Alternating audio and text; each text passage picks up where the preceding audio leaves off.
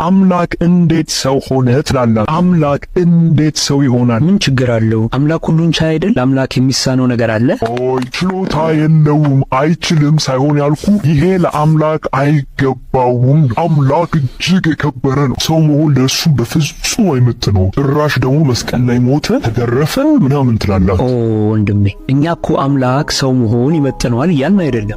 እያልን ያለነው ትንሽ እንዲገባ አንድ ቀላል ምሳሌ ልስጥ። አንድ እጅግ የተከበረ ንጉሥ የክብር ልብሱን ለብሶ በወንዝ ዳር እየሄደ እያለ በጣም የሚወዳት ልጁ በአንድ እጅግ በቆሻሻ የተሞላ ወንዝ ውስጥ ሰምጣ ስትወራጭ ቢያያት ምን የሚያደርግ ይመስላል? ለዚህ ንጉሥ እዚህ እጅግ በጣም የቆሸሸ ውሃ ውስጥ መግባት አይመጥንም። የውሃው ቆሻሻ እሱ ለለበሰው የክብር ልብስ የተገባ አይደለም። ግን ልጁን ለማዳን እዚህ የቦካ ውሃ ውስጥ ዘሎ አይገባም። ልጁን ከማዳን የእሱ ክብር ያስቆመዋል። የአምላክ ክብር ከአንድ ንጉሥ ክብር እጅግ የበለጠ ነው። የእኛ ማወዳደቅ ከቆሻሻ ውሃ በጣም ይከፋል። ግን ደግሞ የአምላክ ፍቅር አንድ አባት ለልጁ ካለው ፍቅርም እጅግ የበለጠ ነው። ፍቅር ብዙ ጊዜ ምክንያታዊ ብቻ አይደለም። ፍቅር የራሱን ጥቅምና ክብር የሚያሳድድም አይደለም። አንድ ሰው ሌላውን የእውነት ሲወድ ከራሱ ጥቅም ይልቅ የሚወደውን አካል ለመጥቀም የሚፈልግ ይሆናል። አንዳንድ ጊዜ ፍቅርን የምትረዳው ውስጡ ስትሆን ብቻ ነው። ከውጭ ለሚያየው መጃጃል ሊመስል ይችላል። ፍቅሩ ውስጥ ላሉት ሰዎች ግን ከዚህ በላይ ትርጉም ያለው ነገር የለም። ክርስትናም እንዲሁ ነው። ለዛም ነው ሐዋርያው ቅዱስ ጳውሎስ እኛ ግን የተሰቀለውን ክርስቶስን እንሰብካለን፣ ይህም ለአይሁድ ማሰናከያ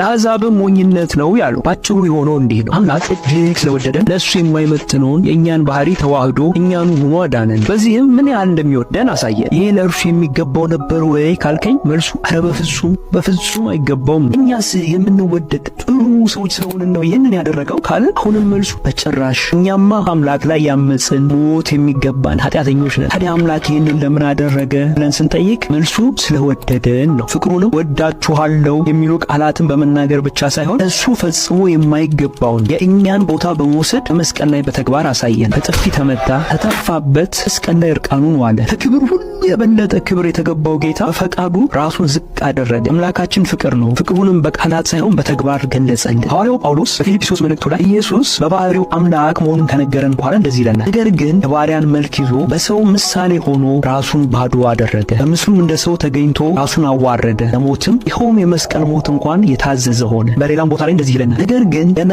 ኃጢአተኞች ሳለን ክርስቶስ ስለኛ ሞቷልና እግዚአብሔር ለእኛ ያለውን የራሱን ፍቅር ያስረዳል። ቅድምም እንዳልኩ ግን ፍቅር ከውጭ ሆነ ስታየው ብዙም ላይገባህ ይችላል። ውስጡ ስትሆን ግን ከዚህ የበለጠ ለሕይወትህ ትርጉም የሚሰጥ ከዚህ የበለጠ ባዶነትን የሚሞላ ነገር የለም። ይህንን ፍቅር ስላዩ ነው እንግዲህ ሐዋርያቱና አባቶቻችን ኢየሱስን እንዲክዱ በአንበሳ ሲያስበሏቸው፣ በእሳት ሲያቃጥሏቸው፣ በመጋዝ ሲሰነጥቋቸው፣ በዘይት ሲቀቅሏቸው እዚህ ፍቅር ማን ይለየናል ብለው እስከ መጨረሻ ታምነው የጸኑት